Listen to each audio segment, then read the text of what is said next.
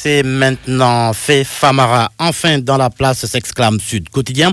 Sud qui affirme que Macky active son équipe. Le chef de l'État, qui, si l'on se fie à l'AS, a fixé les termes du dialogue. Selon le journal, Macky Sall a profité de la cérémonie d'installation pour revenir sur l'essence d'une telle initiative qui sera basée uniquement sur des questions d'intérêt national. Pour lui, il ne s'agira pas de débat crypto-personnel. Le Soleil indique que Macky Sall met le cap sur un consensus fort. Selon le quotidien gouvernemental, il souhaite que la démocratie nationale réalise un saut qualitatif avec ses concertations et espère que toutes les questions essentielles de la vie publique seront discutées en toute liberté et en toute responsabilité. Quant à Famara Ibrahima Sagna, le Soleil souligne qu'il a exprimé sa volonté d'exercer la plénitude de sa fonction et a demandé à tous les acteurs de fédérer leurs actions pour la réussite du dialogue.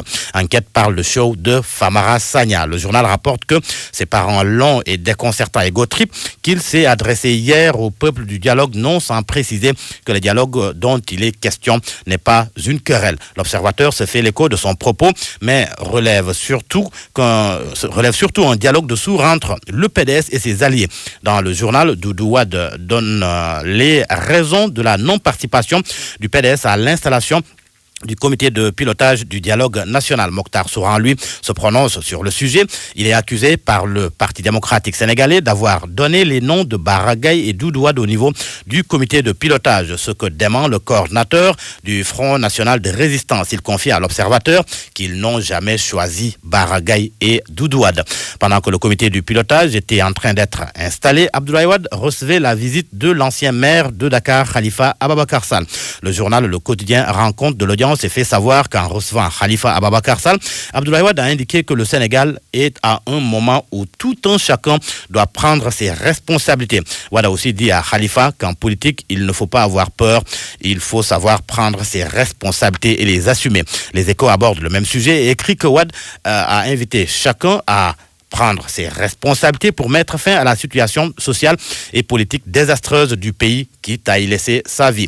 Pour Wade, dans chaque pays, il y a un pouvoir et une opposition, que chacun joue son rôle. Et dire qu'il n'y a pas longtemps, l'on avait noté un rapprochement entre Abdoulaye Wade et Macky Sall. Seulement, Tribune constate que Karim Wade est un obstacle aux retrouvailles. Selon le journal, la réconciliation ne sera effective que lorsque Karim Wade aura retrouvé ses droits civils et politique. À la une de Source, à tir groupé sur le gouvernement lors du passage en commission du projet de loi portant criminalisation du viol, les oreilles du ministre de la Justice ont sifflé selon le journal. Le député Cher Bara Dolly Mbaké au garde des Sceaux, le gouvernement trompe les femmes. Si réellement Macky Sall et son système étaient animés de bonne foi dans le cadre de la modification de la loi 65-60 du code pénal, ils auraient dû criminaliser également l'homosexualité.